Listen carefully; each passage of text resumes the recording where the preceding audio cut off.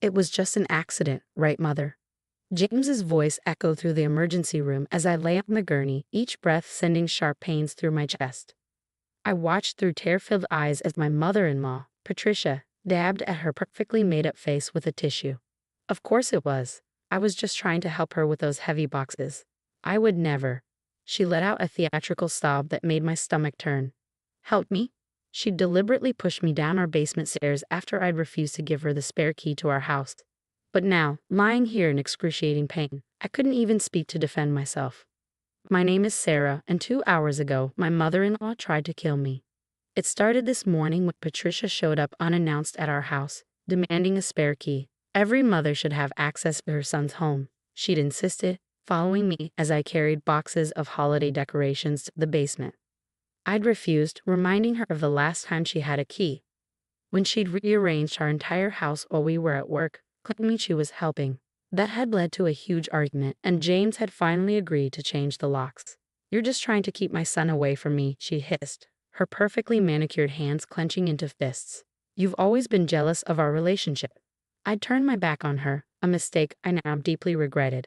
The last thing I remembered was her hands against my back, then the sickening sensation of falling. The stairs seemed endless, each bump and crack against my body bringing new waves of pain. Now, in the emergency room, James stood between us, looking lost and confused. Mother, maybe you should wait outside while they examine Sarah. Patricia's face crumpled into another theatrical display of concern. But I need to make sure she's all right. I feel so terrible about this accident. Before anyone could respond, a tall doctor with steel-gray hair walked in, holding my preliminary x-rays. Dr. Maxwell, according to his name tag, took one look at the scene and his expression hardened. I need to examine Mrs. Anderson privately, he said, his tone leaving no room for argument. Everyone out, please. But I'm her husband, James protested. Out. Dr. Maxwell repeated firmly. Hospital policy for suspected domestic incidents. Patricia's perfectly composed face cracked for just a second. Domestic. This was an accident. I would never. Mother, James interrupted, taking her arm. Let's give them space. He shot me a look that clearly said, don't say anything, before leading his mother out. As soon as the door closed, Dr. Maxwell turned to me. Mrs. Anderson, I'm going to be direct. These injuries are not consistent with an accidental fall. The angle of impact and the pattern of bruising suggests you were pushed with considerable force. Tears welled up in my eyes. Finally, someone was seeing the truth. There's more, he continued, putting up my x-rays. These hairline fractures in your ribs, they're in various stages of healing. Some are fresh from today, but others are weeks, maybe months old. Would you like to explain? I stared at the x-rays, my mind racing back to all the accidents over the past year. The time Patricia had accidentally opened a door into my face when I'd caught her going through our personal documents.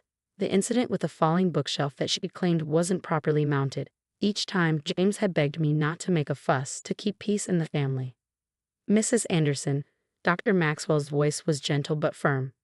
As a mandated reporter, I cannot ignore signs of domestic abuse. But I need you to be honest with me about what's happening. I opened my mouth, then closed it again. Years of conditioning to keep quiet, to maintain family peace, warred with the pain in my body, and the evidence literally illuminated before me. If I tell you, I whispered, will you make sure she can't get to me while I'm here? Dr. Maxwell nodded, pulling up a chair. You have my word. And Mrs. Anderson, you're not alone. We have resources, people who can help. But first, I need you to tell me exactly what happened today. As I began to speak, telling him about the stairs, the key, and all the previous accidents, I felt something inside me strengthen. For the first time since this nightmare began, someone was actually listening. One more thing, Dr. Maxwell said, making notes in my chart.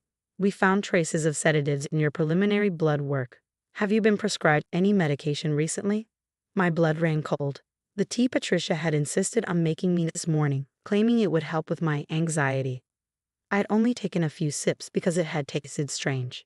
No, I said, my voice shaking. But my mother-in-law made me tea this morning.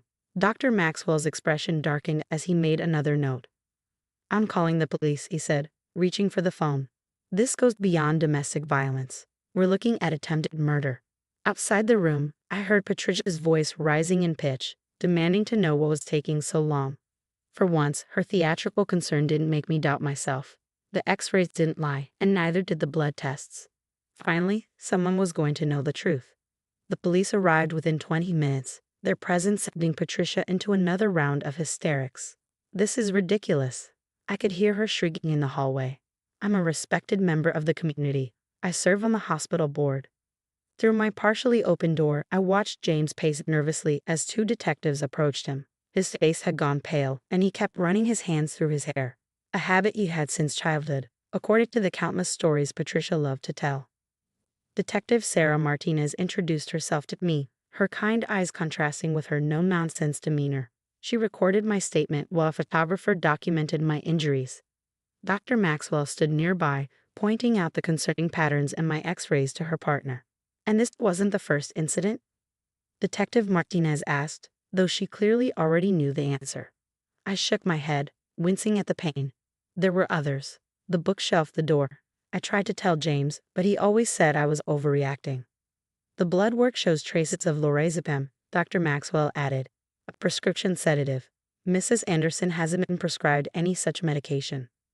"But I bet someone in the family has," Detective Martinez said, making notes. "We'll need to check pharmacy records." That's when James burst into the room, his face contorted with anxiety. "Sarah, please, you can't do this. She's my mother. Think about what this will do to our family." Detective Martinez stepped between us. "Sir, you need to leave. Your wife is giving a statement." "My wife?" James laughed bitterly. "My wife is trying to destroy my mother's reputation over an accident." "Sarah, tell them it was an accident." I looked at my husband, really looked at him. The man I'd married 5 years ago, who'd promised to love and protect me, was now standing there begging me to protect the woman who tried to kill me. "It wasn't an accident," I said, my voice stronger than I expected. "None of them were accidents, James. And deep down, you know that." His face crumpled. "She's getting older. She gets confused sometimes. We can get her help. Keep this private." "Private?" Dr. Maxwell interrupted, his voice sharp. "Your wife has multiple healing fractures. She was drugged today before being pushed downstairs. This isn't confusion, Mr. Anderson. This was attempted murder." A commotion outside drew everyone's attention. Patricia had somehow slipped away from the officer watching her and was trying to push her way into my room. "Sarah, darling," she called out, her voice dripping with fake concern. "Please tell them this is all a misunderstanding. You know how clumsy you can be." Detective Martinez's partner blocked the doorway. "Ma'am, step back or you'll be arrested." "Arrested?" Patricia's voice rose to a shriek. "Do you know who I am? My husband founded this hospital wing." "Mother, please," James begged. "Just wait outside." "No." Patricia's mask finally cracked completely. "I won't let her ruin this family. She's been trying to come between us since day one, James. Everything was perfect before she came along." The detective reached for his handcuffs. "Ma'am, you need to." She deserved it. Patricia suddenly screamed, her composed facade shattering entirely. "She's trying to keep my son from me. She's nothing but a gold-digging little." The rest of her rant was cut off as the detective officially placed her under arrest, reading her rights as she continued to scream accusations. James stood frozen, watching his mother being led away in handcuffs. His face had gone completely white. "I need to go with her," he whispered, not meeting my eyes. "She needs me." "Mr. Anderson," Detective Martinez said firmly, "your wife is the victim here. She needs you." But James was already backing toward the door. "I'm sorry, Sarah. I can't. She's my mother." I watched him leave, following the path they'd taken with Patricia. The pain in my chest had nothing to do with my broken ribs. "We'll need to get a restraining order," Detective Martinez said gently. "For both of them." I nodded, tears finally spilling down my cheeks. Dr. Maxwell patted my hand sympathetically. "You did the right thing," he said. "Who knows what might have happened if he'd stayed quiet." Looking at my x-rays still illuminated on the wall, I thought about all the times I'd stayed quiet, all the accidents I'd endured to keep peace in the family. Each ghostly fracture was a reminder of what that silence had cost me. "What happens now?" I asked Detective Martinez. "Now," she said, pulling out her card, "we get you help. I know a fantastic victims advocate who specializes in domestic violence cases.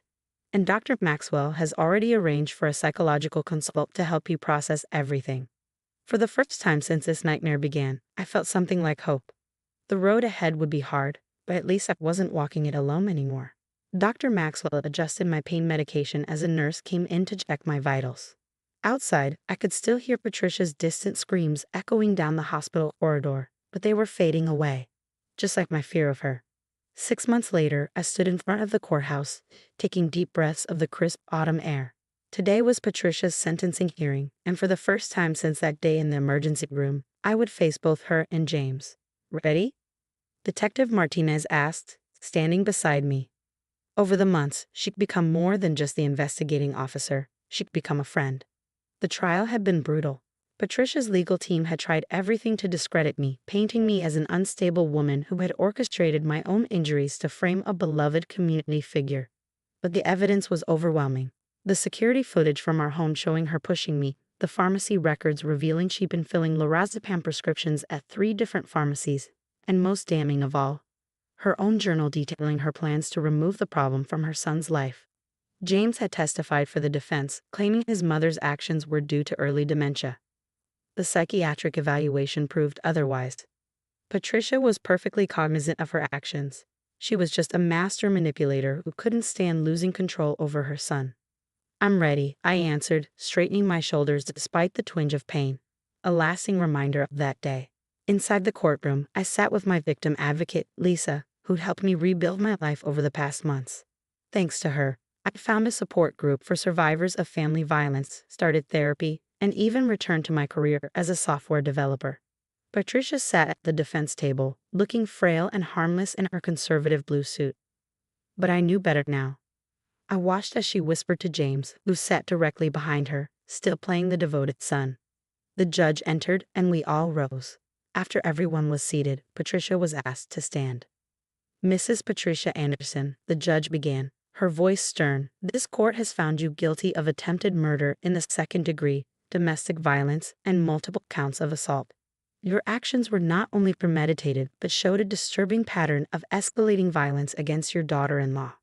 Patricia's shoulders started to shake with sobs, but I noticed her eyes remained dry.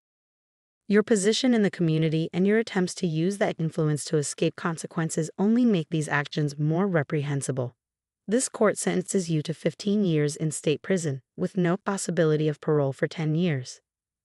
The gavel struck, and Patricia's theatrical sobs turned to rage. "This is all your fault," she screamed at me as officers approached to take her into custody. "James, tell them what she's done to our family." But James just sat there, head in his hands, as his mother was led away. After the courtroom cleared, he approached me in the hallway. He looked older, tired, nothing like the confident man I'd married. "Sarah," he said softly, "I'm sorry. I should have seen it. Should have protected you." "Yes," I replied, "you should have. Maybe we could try again. Now that she's gone, we could." "No, James." I cut him off gently but firmly. "You chose her over me every time I needed you. The divorce papers are final next week. It's better this way." He nodded, looking defeated. "I never wanted any of this to happen." Neither did I. But it did happen, and now we both have to live with those choices. As I watched him walk away, I felt the last weight lift from my shoulders. My therapist had helped me understand that James had been as much a victim of his mother's manipulation as I had been. But that didn't excuse his choices. Outside the courthouse, Lisa waited with Detective Martinez. "How about some coffee?" Lisa suggested. "We can talk about your speaking engagement at next month's Domestic Violence Awareness Conference." I smiled, remembering how terrified I'd been 6 months ago when she first suggested I share my story. Now I understood the power in breaking the silence. "Actually," I said, "I have something else planned." I pulled out my phone and showed them the email I'd received that morning. It was confirmation of my acceptance into a victim advocacy training program. "I want to help others like you helped me," I explained. "Maybe turn all this pain into something meaningful." Detective Martinez smiled proudly. From victim to survivor to advocate, that's quite a journey. As we walked to the coffee shop, I thought about the woman I'd been a year ago, so desperate to keep peace in the family that I'd accepted violence as normal. The X-rays in the emergency room hadn't just shown my broken bones. It illuminated the broken pieces of my life that I needed to fix. "You know what Dr. Maxwell said to me last week at my final checkup?" I told them as we sat down with our coffees. "He said sometimes it takes being broken to discover how strong you really are." Lisa raised her cup in a toast, to strength we never knew we had. I clinked my cup against hers, feeling grateful for this new family I'd found. one built on support and truth, rather than manipulation and fear. The scars would always be there, both physical and emotional, but they didn't define me anymore. They were just part of the story that led me to where I was meant to be.